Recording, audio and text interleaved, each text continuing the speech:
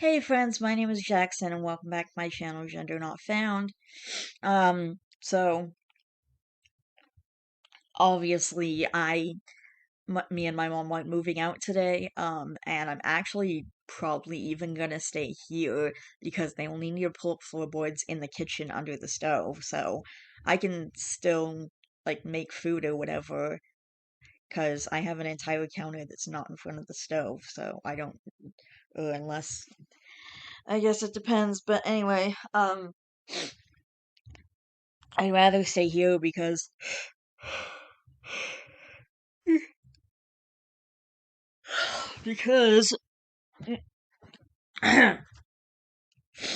I'd rather stay here because I have my bed and my coffee table here, and my mom says we can't take that stuff to her place, so I'd have to sleep in the bed with her, and I'd have to, like, I couldn't, like, spread out on my coffee table and write, so I have no idea what I'm gonna do while I'm there. It's annoying, and I'm just done, and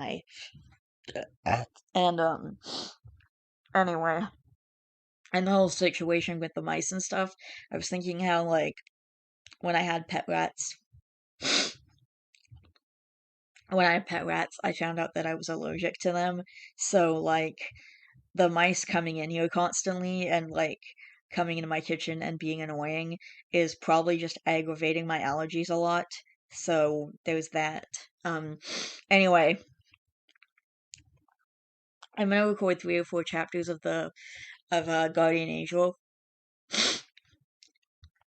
and then I'm just gonna try and put them up one at a time until I guess until this problem is resolved. So, like, I'm not gonna be able to, like, um record any videos while this situation, like, if I go to live with my mom for a day or two, or even if I stay here, I can't record videos because there's gonna be all kinds of stuff going on in the house, so I can't do that. But I will be able um to upload the videos that I've already recorded. So I'm gonna try and record a few chapters, and I'm gonna try and record 3 or 4 chapters today, and if I don't have to move out tomorrow, I'm gonna do the same thing. And then I'll just, like, post the chapters one at a time until this whole thing is resolved. And I would really like to do, like, after this situation is resolved, I would like to do a burst upload of, like, I don't know, 5 or 6 chapters at least. Or maybe like a bigger burst upload. I don't know, but but it's really, I will admit though, this situation's really helping me get through the book faster because I don't really feel like recording anything else. So, anyway, I'm gonna record a chapter now. Okay. Chapter 100. TGIF. What was that about? Marceline asked as Ignitus looked at the phone in his hand. To be honest, I'm not sure. Marshall didn't sound like it was just Ashley pissing him off. That and Ash had to know calling me, of all people, would be a gamble, so it has to be something bigger than our issue, he said, putting the phone on the table ahead of him.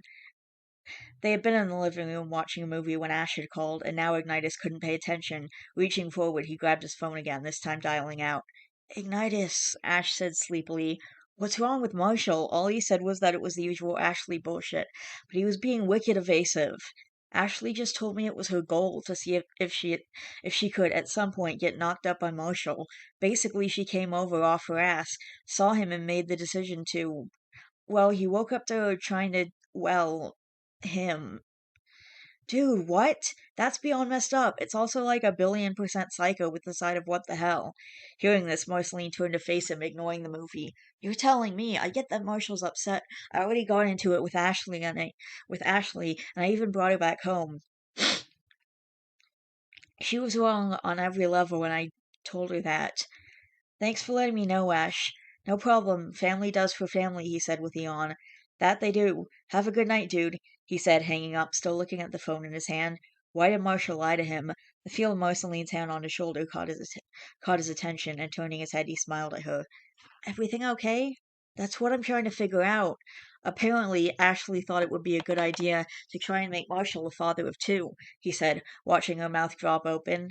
What the hell? For real, he said, shaking his head, now checking the time. It was close to 1. I think I'm gonna head to bed. I set up visitation for Emma and I to see Papa tomorrow. She's gonna flip, he said, watching as Moseline nodded. Let's go to bed then. I was starting to get tired anyway. Powering down the TV, they walked down the hall. Ignitus still couldn't imagine living in a place like this, let alone owning one like Hudson did. He couldn't help looking at the paintings on the walls, or stopping to admire a sculpture or statue or bust they'd passed by on the way to Marceline's room. Honestly, he'd thought he'd gotten over the shock and awe years ago, but it was only now, Ignitus was realizing, that the only places they'd hung out before had been the library, the studio, and the basement, and only once her bedroom. He'd never been anywhere else, and now he was getting to see it all. Marceline, for as tired as she was, couldn't even be annoyed. A trip that should have taken a few moments had stretched into a 20-minute long tour of her father's many collections down the south corridor. They would be walking together and something would snag Ignitus's attention and she would stop to look at it. And he would stop to look at it. Marceline, though, was so certain that there was nothing left to catch his attention that when she opened the door to the bedroom and turned to face him, she was stunned to see she was by herself. Doubling back, she rounded the corner, finding him standing and staring at a painting on the wall. It was of her mother, sitting in front of the fireplace on the floor, a book in her hand and flowers in her hair. It was one of the many paintings her father had commissioned of her mother, but this was one of her favorites. This one was one of the few that had been done before she died. She's beautiful, he said softly, pulling his eyes away from the painting as Marceline approached. I've noticed that she's the focus of a lot of your dad's paintings. Is this your mom, Marcy? He asked, turning back and taking a step over as Marceline stood next to him. It is. When I was about 4 or 5, my mom and I were walking down this hall. I stopped to look at this painting, and I just couldn't look away, she said in a hushed voice, her fingers gently touching the frame. I remember her picking me up, and we stood here for a little bit, and she asked me, Marcy, do you like this picture? And I said, Yes, I love it. Do you know what she said after? She asked. Ignitus turned, shaking his head, looking at Marceline, and watched as she smiled sadly, not looking away from the painting on the wall. She said, You love this painting as much as I do, because it's our first together. Ignitus watched as she closed her eyes, pulling her head back, resting it on her chest. Marceline felt as his arm rested against her shoulders, and leaned her head against his shoulder.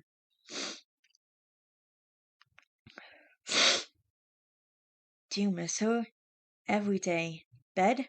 With a nod from Ignitus, Marceline led them back to her bedroom, and with one last look, Ignitus followed her. Marshall. The curtains were open, and Marshall watched as lightning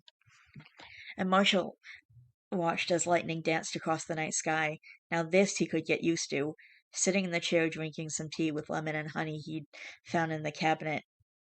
Marshall was watching the lightning streak across the sky, branching off into a million different directions. Thunder rumbled, and he could feel in his chest. Fiona, he knew, would love this. The thought of Fiona sent a pang of sadness and guilt through his chest. It wasn't even a week yet, and even though they were only a few hours away, Marshall couldn't help but feel as he knew he would love this. Marshall couldn't help but feel as if they were millions of miles away.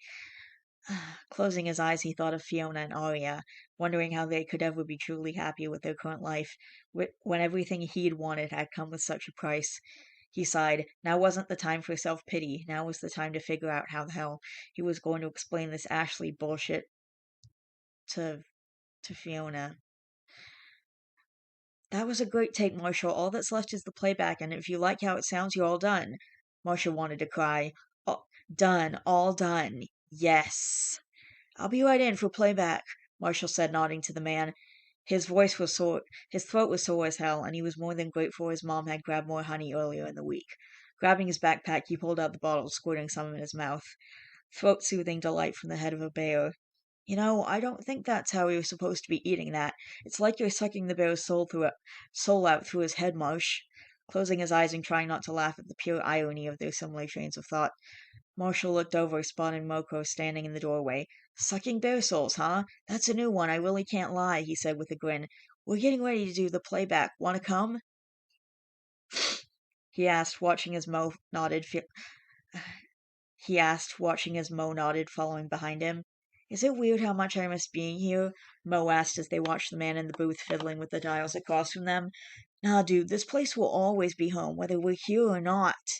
My mom was always corny as hell, but she'd say that home is where the heart is. Kind of ironic that what we call home is where hers is, Moko said quietly. She's making this happen. That's all there is to it. She and my dad are working their magic, he said with a shrug, watching as Moko grinned. They're probably trying to convince some cosmic owl to bestow us with their wisdom. It's something she would do, Mo said as the music began playing. They sat in silence, listening as each track passed, and Marshall felt like slowly dying inside. As every few tracks passed, it was becoming more and more obvious, the strained sound of his voice. His music was on point, he was hitting every chord flawlessly, but it was his voice that had failed him. He failed. This was never going to be good enough for Lich. The music came to an end and Marshall buried his hands in his hair. Okay, it wasn't that bad. Oh, are you kidding me? Marshall felt the sharp pain of the punch against his arm, one much harder than normal. Calm down, he said, giving Marshall a searching look. Marsh, I realize that you're under pressure. I realize you're worried about Fiona and Ollie, but Marshall, you used to be fearless. You have to get a grip. I know Lich freaks you out. He freaks me out too, but we can never let him see that shit, he said, now standing in front of Marshall. Do you think your dad would spaz out over this shit? Because I think he'd find a way to make it through, just like mine would. You've beaten death twice, and this man is threatening our lives. Your life. He's a cancer. We just have to figure out how to get rid of him, Moko said as he walked to the booth, knocking on the door, watching as it opened. We're re-recording a few spots in those last three songs. I'm filling in, he said as he walked into the booth, shutting the door, and leaving Marshall in a stunned silence behind him. Damn, when did he get so bossy? Shaking his head, Marshall sighed. Moko, he knew, had a point. He'd been running in a blind panic, getting so worked up that he wasn't thinking things through. He wasn't planning out his moves either, and that was mistake number one. Marshall knew he was just jumping from point to point, hoping to stay a step ahead of Lich, and he was Mo, ever the little brother, pointing this out in the bluntest way possible. What's the next step in the process? What happens next? Marshall asked himself quietly, closing his eyes. He was planning as best as he could what he felt would happen, what steps they could take, and anything they could do. On the negative side, Marshall knew they were dealing with Lich and this DC guy Kate told Mo about, the two contenders for Creepy Psycho Crown Champion. He knew that Lich was supposed to be the top dog, but it seemed like DC was challenging him on some things, which could be both good for them by pulling Lich's attention away from them, and bad for them by introducing a whole new set of problems by having Psycho number 2 on the loose. He knew the police were in Lich's pocket, and DC may be one of them, and that Kate was looking into it. He'd have to check in on that. He knew there was the issue of human trafficking his dad's band dealt with, and that it could definitely be an issue they may have to deal with in the future, if not already, and he knew that despite what Ignitus told him, this thing between he and Ash would resurrect like a damn zombie at some point. On the positive side, he knew his tracks were almost done. He knew that whatever Mo was doing now would absolutely save his bacon, because damn did he have range. He knew Marceline figured out a stellar plan, and with her knowledge and her father's experience, it was bound to go in their favor. It was bound to go in their favor. He knew Fiona was doing okay and was going to get better. He knew they had at least two sources in the PD, Jake's friend and Billy's contact. He knew Ignitus would do his best to behave. Most importantly, he knew right now his family was safe. Marshall's thoughts were interrupted when he felt the ping of his cell phone. Pulling it from his pocket, he saw a message from Billy.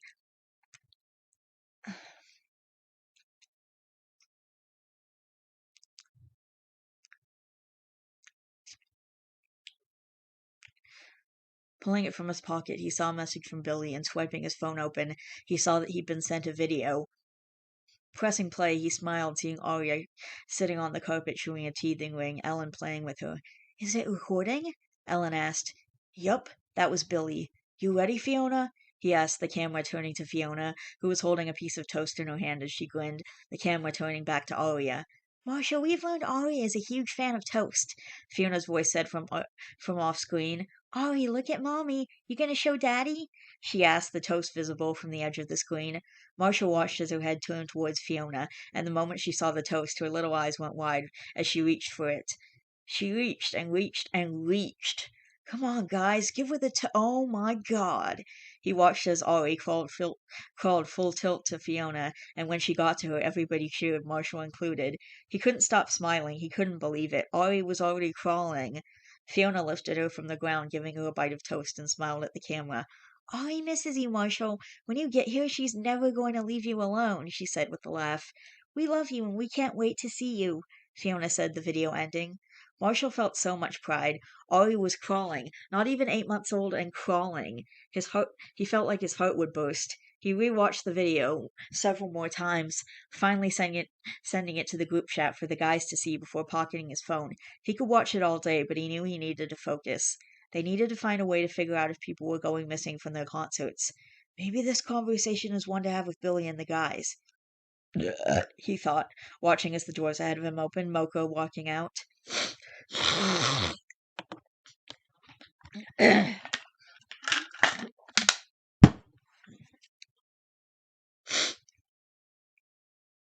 So I had an idea and I made him run with me on it, but you get final say, Marshall. What did you do? He asked as the music for the final three tracks began playing. Sitting on the couch, Mo grinned. My best impression of you layered with your voice. They listened as the tracks went through, and Marshall shook his head. Moko's idea was phenomenal. The tracks now sounded amazing. If I said I already paid you back in the group chat, would you believe me? Marshall asked with a grin while Mo shook his head, smirking. You can't pay me with something you didn't even do, Marsh. I know, man. I really do owe you, though. I owe you a hell of a lot. Thank you. I'm sure you'll find a way to repay me at some point, Marshall. Family takes care of each other, Moko said with a nod, checking his phone for the time. Let's go grab lunch. I'm starving, he said, nodding towards the door as he walked from the room, Marshall grabbing his bag and following. Aw, I want to see his reaction to Ollie crawling. Ignitus and Ember. Iggy, where are we going? Ember asked as they were led into an empty meeting room. Okay, so here's the thing, Ignitus said, now turning to face Ember, who'd sat in the chair next to him, watching as her face grew disappointed. Iggy, Ember said slowly as Ignitus quickly spoke up, grabbing her hand. Emma, this is a good news, bad news kind of situation, okay? But I swear the good news outshines the bad news to the point of complete insignificance. Do you trust me? He asked, feeling as she squeezed his hand tightly, though still not speaking. The good news is 1,000,000,000% better than the bad, okay? He asked, Ember still squeezing his hand. You know I trust you, Iggy, but what's going on? I thought we were bringing Papa home, she said, looking confused, watching as he smiled sadly. What did I say about the good news? He asked, hearing the electric buzz of metal doors approaching. It's better than the bad news. That's right. You ready for the bad news? He asked as again she squeezed his hand, now nodding. The bad news is that we aren't going to be able to bring Papa home today, he said, watching her face crumble. The slamming buzz of the door seemed almost right next to them. But why? Ember asked, watching as her brother smiled at her. The door outside the room opened, catching his attention as he looked away from her. Because, Emma, life doesn't always suck and it doesn't always give us shit hands, he said, watching as the door to their room opened, catching her attention. She turned and gasped. Ignitus imagined she would have stood or even ran and hugged him, but she hadn't. This wasn't going the way he thought it would go. Instead, Ember was as pale as a ghost and was gripping his hand so tightly.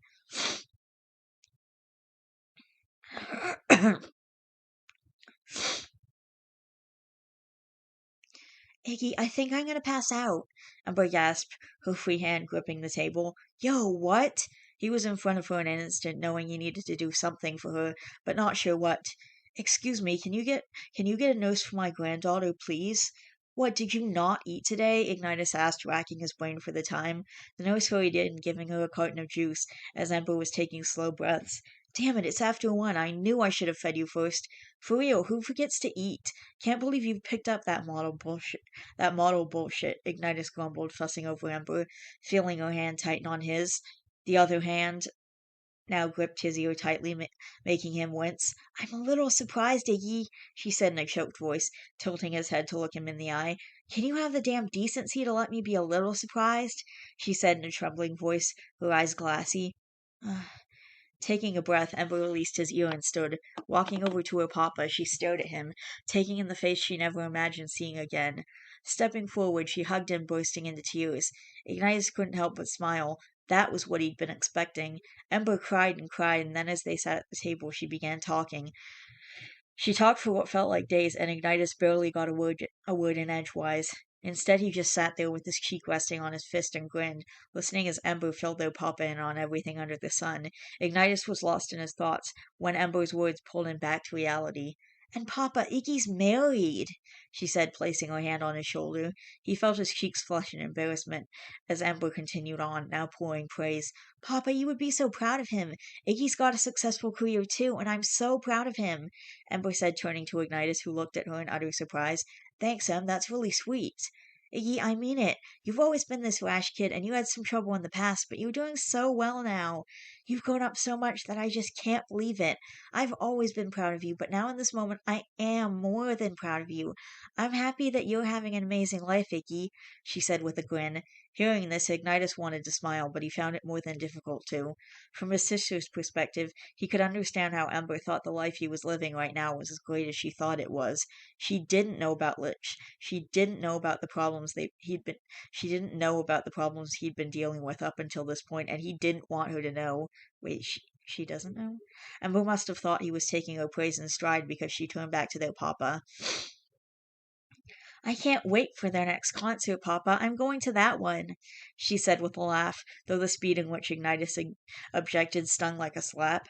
The hell you are. As long as Anderson Litch is producing our music and managing our tours and all this bullshit, you're not stepping a foot anywhere near any of our concerts, that monster or my band, he said, watching as both Ember and Papa stared at him in shock.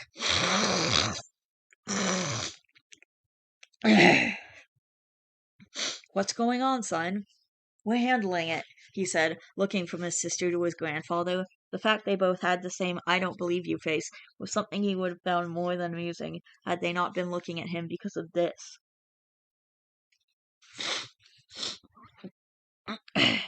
If you find it gets out of your control, speak to me about it, Ignitus. You'd be surprised the contacts I still have, Fuhrer said, giving Ignitus a look, while Amber looked confused, looking back and forth between them.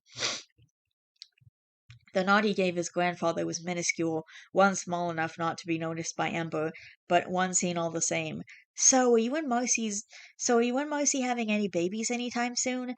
Ember asked, the question feeling like a gut punch. No, no, no, no, no. No babies, not now. In a few years, maybe, when we're all set and everything's okay, and we have a forever place and I'm functional. But not now. I'm not father material. Ignitus said, raising his hands, as if to completely deflect the entire conversation. Ember, however, would not be swayed. I call bullshit. Kids love you, and you're great with children. You'd make a great father, Iggy, Ember said with a genuine smile as she squeezed his hand. It's not like you've had the best role models, Ignitus, but from what I've heard and what I know about you, son, I'd have to concur. You're an excellent, hard-working, dedicated young man.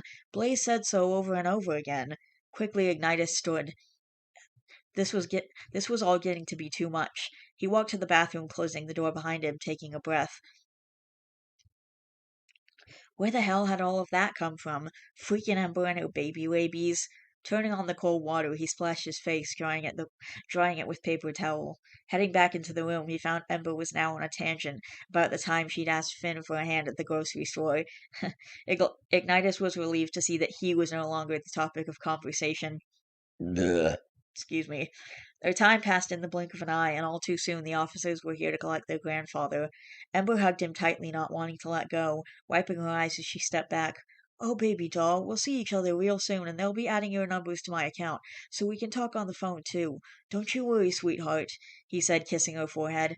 Now he turned towards Ignitus, reaching an arm out, feeling as his grandson stepped into his embrace. I meant what I said earlier. If you need anything, call me, he said quietly, giving him a stern look as Ignitus nodded. That might happen sooner than you expect. In deep? We're way over our heads.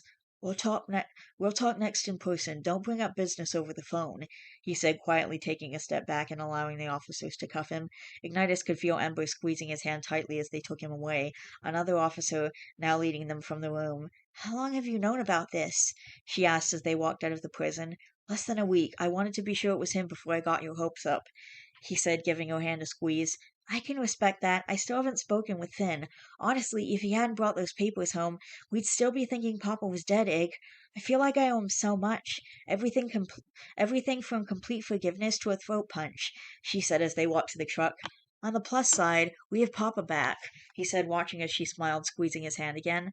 I want him to meet Finn. I can't wait for him to come home, Iggy, Ember said excitedly as they walked to the truck.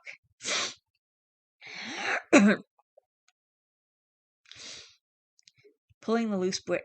Oh, Marshall and Fiona. Pulling the loose brick from the wall, Marshall found the spare key in its usual place. The house was dark, musty, and empty, devoid of all life. Marshall walked inside looking around. He could see things haphazardly tossed around as they'd hurried from the house. The energy in the air still felt so full of fear and panic. Walking through the first floor, Marshall opened all of the windows, more than thankful for the abundant overgrowth stopping the sunlight from overwhelming the living room and kitchen. Walking to the closet, he grabbed the cleaning supplies and began getting to work on the house. After everything Moko had told him, where they'd found bugs and other equipment, Marshall knew where to search. He'd gone through everything, and anything questionable was trashed. Like everyone else, Marshall was successful in finding the hidden devices. After a few hours of tearing apart the entire first floor, Marshall had found 16 bugs in various places. Under the rug, behind the leg of the couch, in a planter, on top of the ceiling fan in the kitchen, behind photo frames, underneath a cable box, inside the lamp. The list was exhausting and excessive, and Marshall was starting to wonder if there was some marvel of technology that might be able to help him with this at his mom's job. They always had something or another they were testing out there, and with a shrug, Marshall quickly texted her to ask. It was worth a try. Scrolling down, he clicked on Fiona's contact and dialed her, feeling the jolt of concern listening to the disconnect note on the other line. Quickly swiping through his contacts, he called Billy. Oh boy.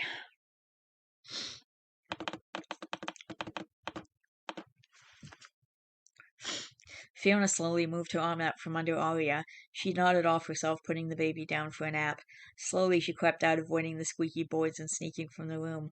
Honey, you can't keep the entire house dead quiet while she sleeps, or she'll be up at the drop of a hat, Ellen said, watching Fiona as she closed the door. Just exist. Vacuuming is good too. Having the TV on is fine. The radio going works too, Ellen said with a shrug. Talking at a normal volume? Fiona said with a grin. Yup. Now, lucky you, I'm going to show you how to fold this fitted sheet, Ellen said, raising it from the laundry basket the same moment Billy walked into the cabin. Fiona, phone for you, it's Marshall, he said, handing her the line, Fiona grinning. Lucky me indeed. How's it going, Marsh? You saved me from Mom's tutelage of fitted sheet folding, Fiona said as she walked out the door Billy had entered from. Billy just told me about the voicemail fee. Why didn't you say anything? That's why we disconnected the line. I didn't want to tell you because I didn't want to worry you when you're so close to being done, she said, slowing to a leisurely stroll.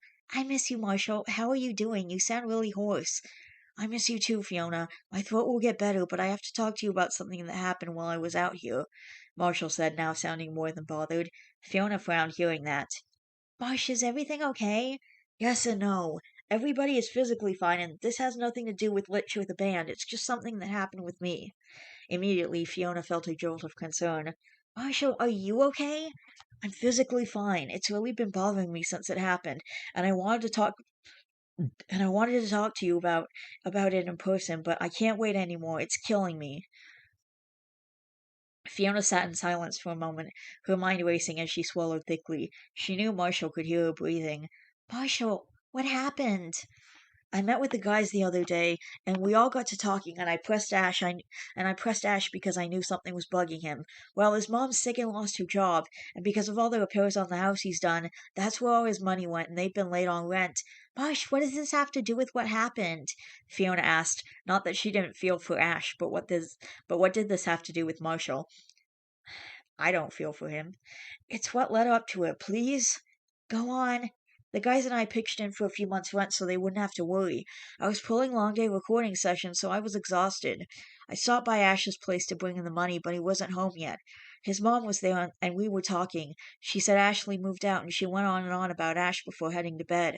I talked to Ash after. He called me, and I told him I was going to nap on the couch until he got there. I went to sleep. There was something about the sound of his voice that was bothering her. Something familiar she could feel in his words, the way he was saying them. Now she leaned against Billy's fishing rock. This whole time she was wondering what it was he could have done. Now she didn't think that was the right line of questioning. Marcia, what happened to you at Ash's house?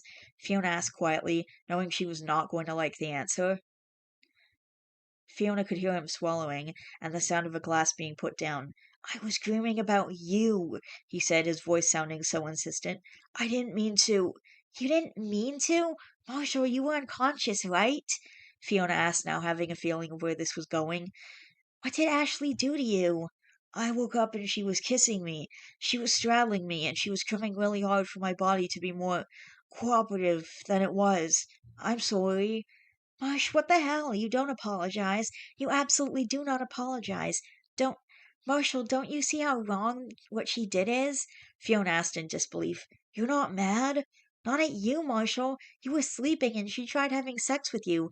What would you call that if it was me in your place? She asked, listening to the silence on the other side. After a beat, he spoke up. You know what I would call it. Then why are you blaming yourself? Because I feel like it's my fault. I don't know why, but I do, Fiona. Gosh, this will never be something that I will hold you accountable for. This isn't something you did, it's something that happened to you, she said, feeling the aching truth in those words. Please take that as truth. I can't wait to see you, so I can kiss away every ounce of hurt you have because of all this, Marshall. Are you okay? She asked, listening to the silence on the other end. Fiona didn't like it. It meant he was processing something, and she felt like she knew what. Marshall, did you think I was going to be angry with you? Fiona asked gently. I didn't want you to think I would cheat on you, Fiona. I would never do that to you or to Ari. I would never do that to us. Marshall, I know you wouldn't. I know you, and I trust you completely, she said as she slid down the rock, feeling the heat of the stone against her back. On a lighter note, Ari is going to be 8 months old in a week.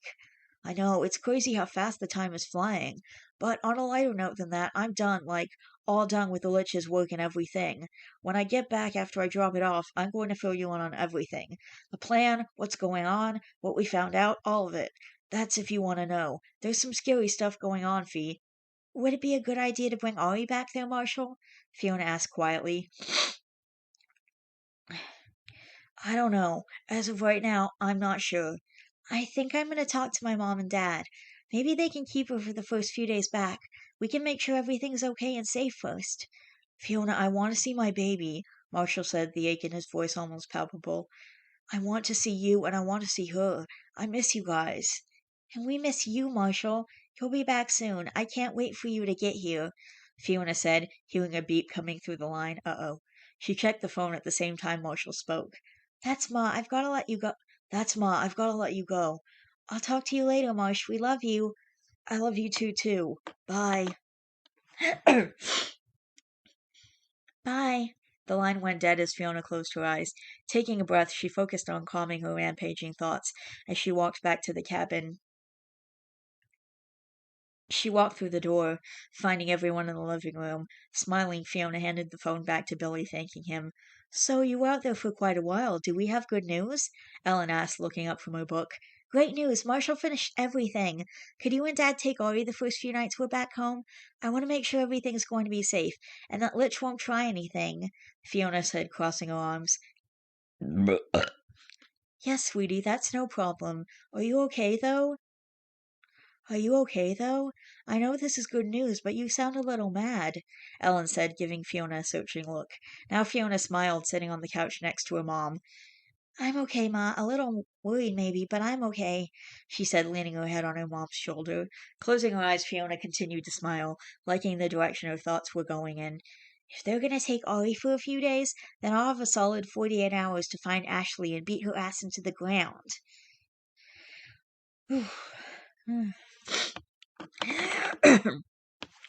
Marshall felt more than relieved. To be honest, it was a weight off of his shoulders. His mom's company actually had counter surveillance equipment, and Fiona wasn't mad at him. This had all gone better than he'd ever imagined it would go. His mom had just left and seemed more than weary that they were contemplating staying at the house. While Marshall didn't want to admit it, he'd been thinking about it too, wondering if maybe they should just sell the place. Suddenly, Marshall was pulled from his thoughts, but at the sound of knocking at the door. Marsh, let me in. The world's gone crazy and Emma joined it. Ignitus's voice came from the other side of the door as Marshall walked down the hall. I saw your car out front and figured you'd be here making the house cozy, bug-free, and safe, he said with a shrug as Marshall let him into the house. What's going on? Marshall asked, watching as Ignitus opened the cabinet, pulling out a glass, filling it with ice.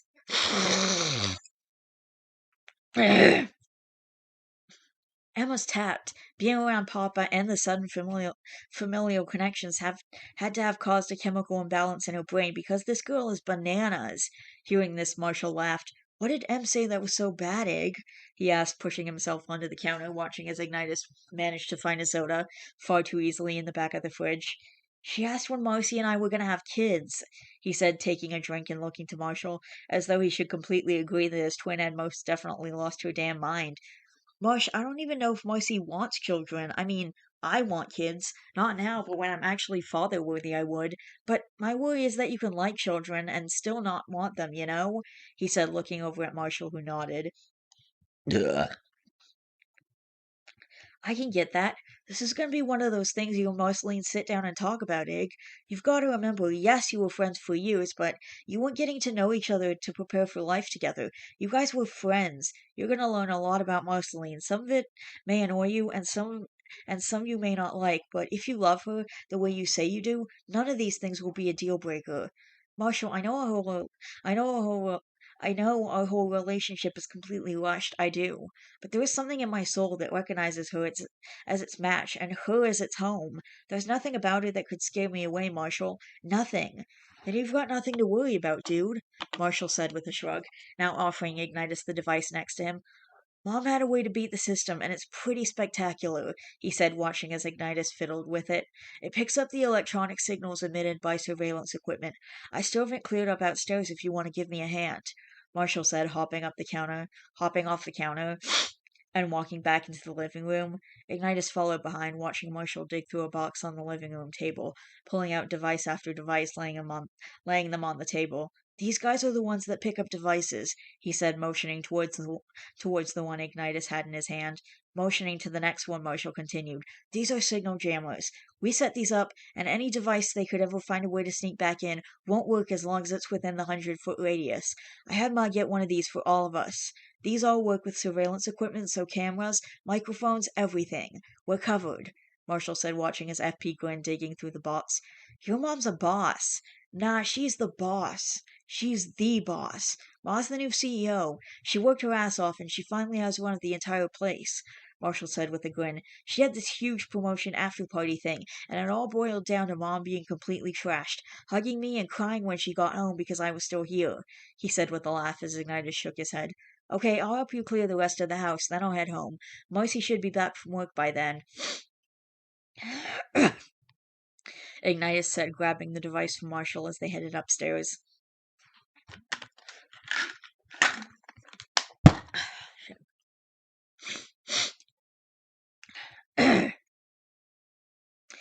Marceline, Marceline. Marceline rode down the elevator in silence, listening to the sound of the security guard breathing behind her. Even just his breathing was making her aching head throb.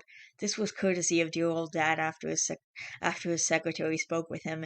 This was overkill. At least she thought it was, until the sight of Ash sitting on her bumper brought her to a halt. Ash, it seemed, was just as surprised to see her security escort as Marceline was to see him. What's with the security? What's with the sitting on my car? Marceline, you know I want to talk to you. If we have this conversation, will you leave me alone? If that's what you want, then yes, I'll leave you alone after. Marceline stood thinking it out, and turning, she looked at the man behind her. Could you wait over there, please? She asked, motioning to one of the cement pillars, watching as he looked from the two of them before nodding. Once they were alone enough, Marceline turned to face Ash. What? What? This whole thing is messed up, and you know it. You knew I was struggling with my mom being sick, and you knew I was struggling with the issues in the band, Ash said as Marceline felt a spike of guilt. The way you ended this was wrong. Oh my god, here we go. The guilt turned quickly to anger as Marceline glared at him. I may not have been as emotionally supportive as I should have been to you, and I can own that. But don't you dare try and turn this back on me like it's my fault you hit me, she hissed. I'm not the grown adult who can't keep her hands to herself. I'm not a damn coward who would rather control someone with fear rather than risk bruising his precious ego. I can't think straight when I'm around you, Marcy. That's no excuse for how you treated me or for what you did. What's that supposed to mean? It means the way you treated me physically, emotionally, sexually, and spiritually was wrong. Because you didn't beat me, you don't think any of the fights we got into where you physically struck something was abusive. You don't think doing what you're doing now is an abuse of your limited power over me, even though it is. You don't think using my body as a way to vent your frustrations when you were upset was abuse? Because I remember I would have to take pain relievers after. I went through 2 bottles of extra strength rapid release tablets the first month your mom was sick, because you wanted to feel good about something. You never had a problem with it before, he said, Marceline feeling pure shock. Now taking a step back and crossing arms, she continued speaking, ignoring his jab. Spiritually, you didn't feed into me. You fed from me with your control issues and your jealousy. Do you realize how broken I am because of you? Deflected completely. He wasn't hearing her. He was never going to hear her. At this realization, all of the fight drained from her. Why do you have to be so stubborn? Marceline asked in a hushed voice. This wasn't my fault, it was yours. Your reactions to things, your way of venting your frustrations. I couldn't keep doing it. Your version of love hurts. Now she looked to the security guard. I want to leave now. The man nodded, approaching the same time Ash pushed himself off her car. Marceline, Ash, you're not ready for the truth of this conversation. I know you are aware you hurt me, but you don't understand how, and that's the worst thing, she said as the security officer stood between them, allowing Marceline to get into her car. Please, Marcy, Ash, stop coming back. If I see you again, outside outside of with Iggy, Marshall, or anything work related, I'm telling Ignitus. I'll tell him everything. Every single thing that happened, Ashton. Now please leave, she said, starting the car and pulling off. Sorry, I just two of my kids have a son named Ashton, so I named Ashton that they call Ash, so I just find this kind of interesting. Anyway, I just it's hard to read about this guy Ash abusing her. I mean, for many reasons, but also for the reason that I have a grandson named Ash. Anyway, Marceline couldn't wait to be home. Now please leave, she said, starting the car and pulling off. Marceline couldn't wait to be home. She felt more than sick. She'd woken with a headache, and as the day passed, she just felt worse. Ash was just a sprinkle of misery to a day already spiraling the drain. She trudged into the house, kicking her shoes off near the entrance and beeline to her room. All she wanted to do was lay down. Passing the living room on the way to her room, Marceline smiled, seeing her grandfather drinking a cup of tea.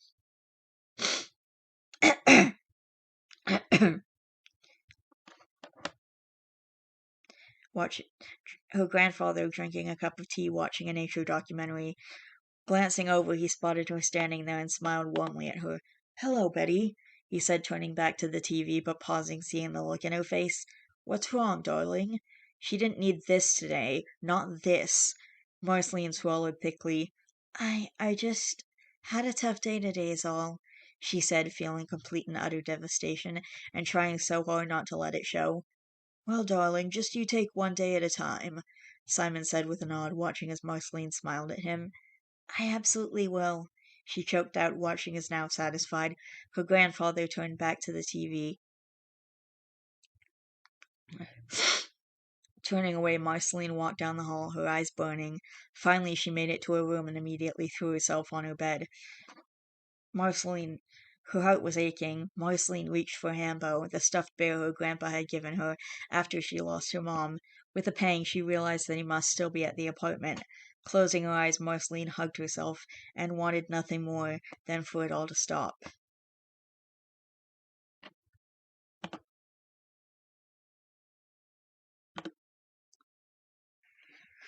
Marceline opened her eyes, looking around the room as she pushed herself up. Everything seemed so hazy and weird. Standing from the bed, Marceline felt as the room shifted violently, knowing immediately she needed to sit. The door opened, and the light flicked on, making her wince. "Marcy, what are you doing on the floor?" Looking towards the sound, Marceline spotted Ignitus, his face full of concern as he walked towards her. "I don't feel good," she said, taking shallow breaths, feeling the cooling touch of his hand against her cheek and forehead, and watching as his brows knit together. "You're warm," he said softly, helping Marceline back into bed. "Have you taken anything?" he asked, watching as she shook her head. "I'll grab you some medicine," he said, walking from the room, wondering just where he was going to find cold medicine in this mammoth building. Figuring it would be easier, he grabbed his things and ran to the nearest pharmacy he could find. It was a 5-minute trip that involved grabbing ginger ale, tomato soup, and crackers as well. Returning home, Ignatius found Marceline in the attached bathroom, throwing her life up into the bowl. Her eyes were streaming as she reached up, flushing the toilet, resting her cheek on the lid. Marceline could hear Ignatius moving around the room behind her. Everything felt like it was moving, and Marceline was trying so hard not to be sick. She could feel her skin sticking to the toilet, and it was making her sick. Her hair sticking to her skin was making her sick. She was starting to hyper-focus on everything, and that was just making it worse.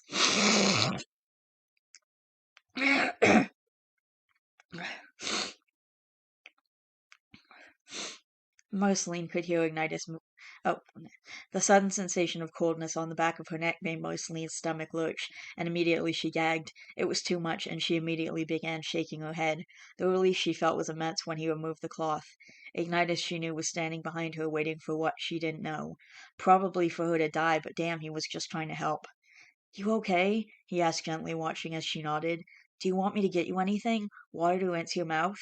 Marceline nodded, and turning towards the sink, he filled a Dixie cup, handing it to her. "So, no touchy while you're sick? Got it." He watched as she shook her head. "No, is it a throwing up thing? No touchy while you up, Chucky?" Ignitus watched as Marceline smiled, resting her forehead on her arm for a moment, before turning her head to look at him. "You're ridiculous," she said, smirking. "It's too much, though, the feel of everything. It's overwhelming, and I'm trying not to throw up anyway, so things touching me while I'm nauseous usually don't end well." "How are you feeling?" "Like I want to curl up and die."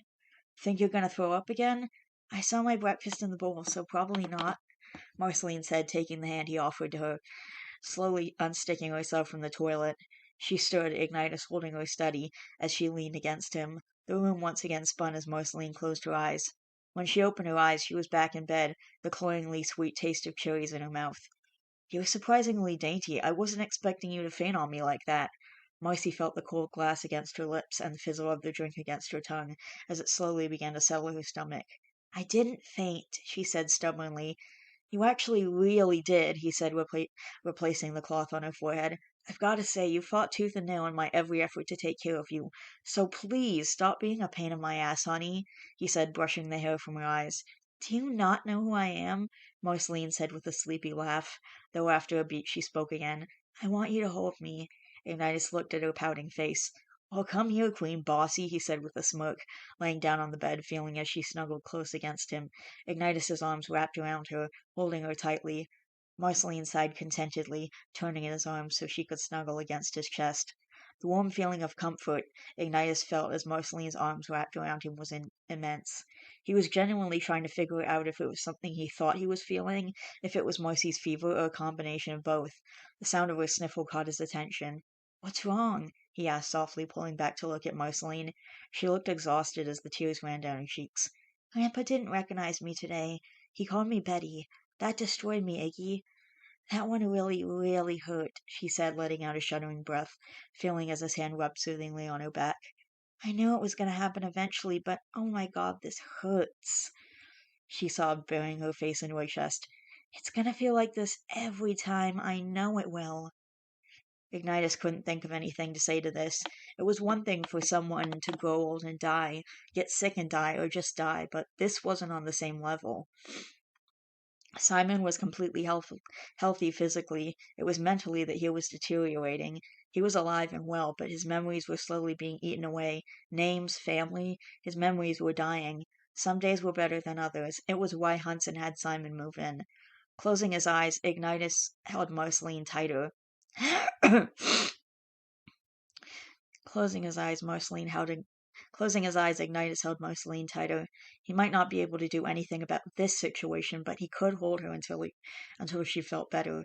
Suddenly, Marceline pushed herself up, looking at him as Ignitus blinked in surprise. They'd been laying so quietly for so long he thought she'd fallen asleep. He almost did. Ig, Marceline asked, her eyes still leaking. Yes, wife? Ye, please tell Ash to leave me alone, Marceline whimpered. What happened? I don't want to talk about it right now, but later. We'll talk when you feel better, but let me ask you right now, he said, his thumb tracing along her jaw. Do you want me to talk to Ash, or do you want me to handle it? Is there a difference? She asked quietly, watching as Ignitus nodded, never once breaking eye contact with her. There absolutely is. If I talk to Ash, it's a warning. If I handle it, I'm calling his bluff. Marceline sat in silence, mulling over his words before looking up, meeting his gaze. If I'm feeling better on Monday, I'll go into Dad's and I'll work the day. If Ash is waiting for me again, or if he does anything else, I want you to handle it. I will. Is there anything else I can do for you that would make you feel better? There is, but you'll think it's silly. Is it important to you? It's my most important thing in the world. Then whatever it is, I'll get it for you. I want Hambo from the apartment. Grandpa gave him to me. Marceline watched as Ignitus nodded with a smile. I absolutely can do that, he said, giving a kiss to her forehead. I'll go get him right now. Marshall and Fiona. The road was as dark and bumpy as Marshall remembered, but he didn't care. He was almost there. Once he'd finished up at the house with Ignitus, they went their separate ways. He heading to the post office, sending out the CD to Litch, and then heading to the cabin, and Ignitus going to Marcy's. Marshall felt the welling of excitement as he pulled up to the cabin. Racing from the truck, he knocked on the door and waited, watching as it slowly opened. Welcome back, kid, Billy said with a grin, pulling him into a hug that Marshall returned. The cabin looked exactly the same as it had when he left it, only way cleaner. It's great to see you, Billy. It's great to see you, Billy, he said, watching as Ellen entered the room with Arya, who began screeching in excitement at the sight of her father. Marshall watched as Arya immediately started fussing as she reached for him.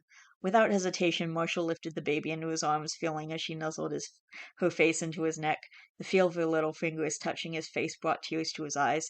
He kissed her head and her little hands and blew raspberries on her tummy, making Arya giggle in delight as he did so. She smelled like baby soap and lavender and chewed his thumb with an aggressive enthusiasm Marshall could appreciate. Ellen handed him a bottle and smiled as Marshall pulled her into a one-armed hug. Thank you so much. You know it's never a problem. Billy was just going to do some grocery shopping. Would you like me to go with him and take Ari so you and Fiona can have a few minutes to yourselves? She asked, watching as Marshall fed Arya. He stared so lovingly at his child that Ellen knew the answer to his question before he even responded. I want to be with my family for a little bit, he said, watching as she nodded. That's no problem, sweetie. Fiona should be out soon, Ellen said, grabbing her purse as Marshall handed the truck keys to Billy. I filled the tank when I left. It's about halfway now. That's what it was when I gave it to you, Marshall, so fair trade. We'll be back soon, he said as they walked from the cabin. The door clicked shut, and Marshall was surrounded by the quiet sounds of the cabin.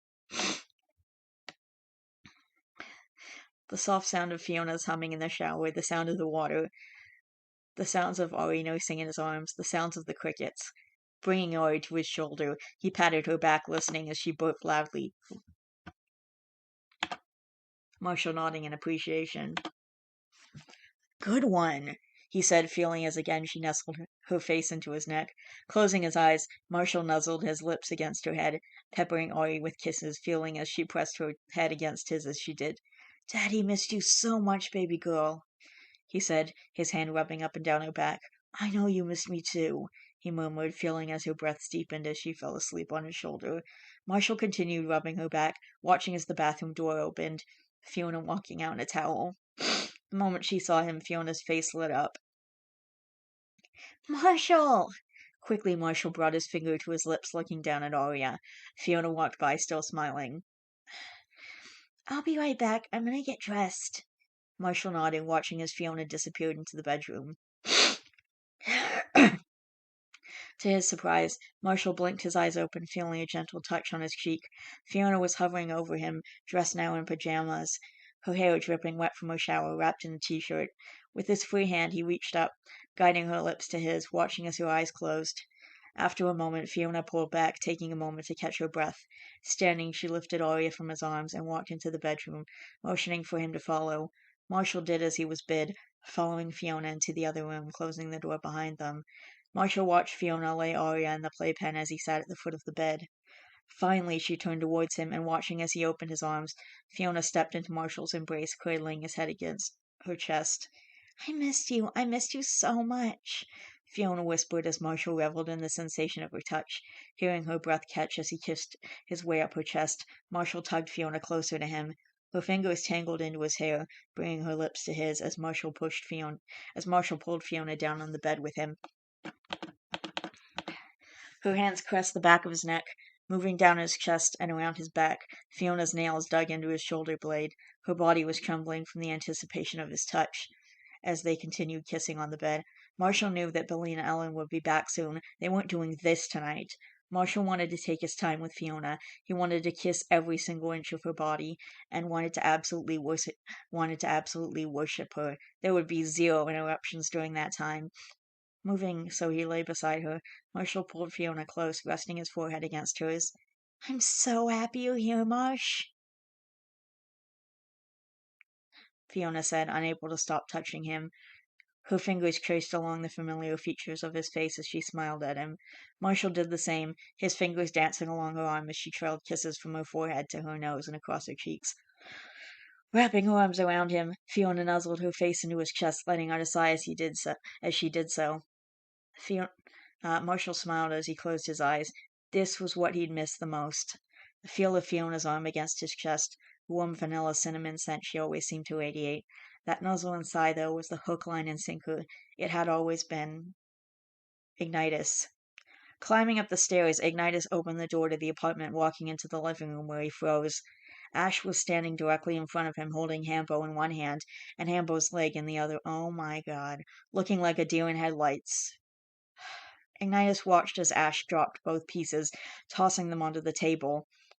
Taking 2 steps backwards, Ignitus reached for the deadbolt, locking it behind him with a resounding click, not once taking his eyes off of Ash.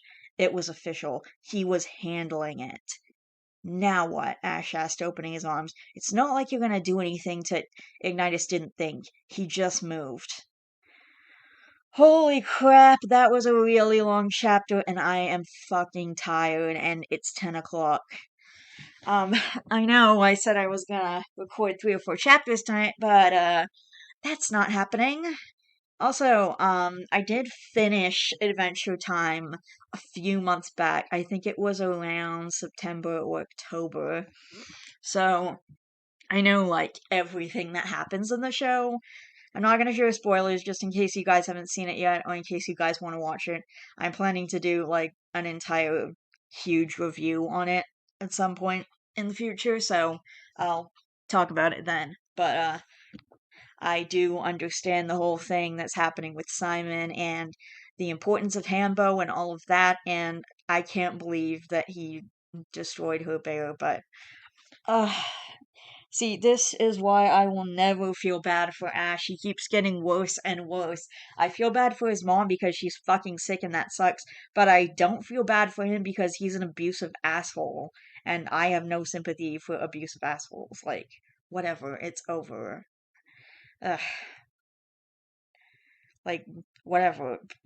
Couples, like, get into fights, that's what happens, but to hit your partner and destroy stuff you know is important to them, and, like, and he doesn't even understand what he did wrong.